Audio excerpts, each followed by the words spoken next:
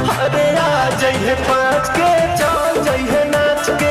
Music director Priyanshu Singh, और बता दें कि बहुत ही धमाकेदार गाना होता बड़े भैया पावर स्टार यानी आप सबके रिकॉर्ड मशीन पवन भैया की आवाज़ में।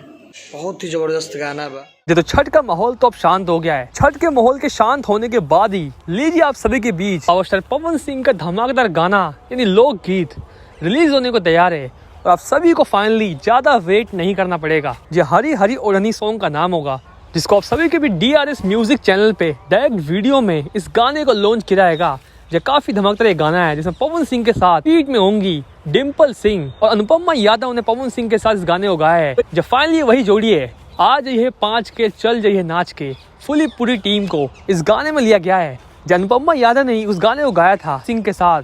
और फाइनली ये गाना भी काफी धमाकेदार होगा, जो आप सभी को डीजे पर डांस करने पर मजबूर कर देगा। वैसे आ जाइए 5 के चल जाइए नाच के, ये सॉन्ग इतना पॉपुलर हुआ कि हिंदुस्तान के कोने कोने में इस गाने पर लोग जमकर नाचे।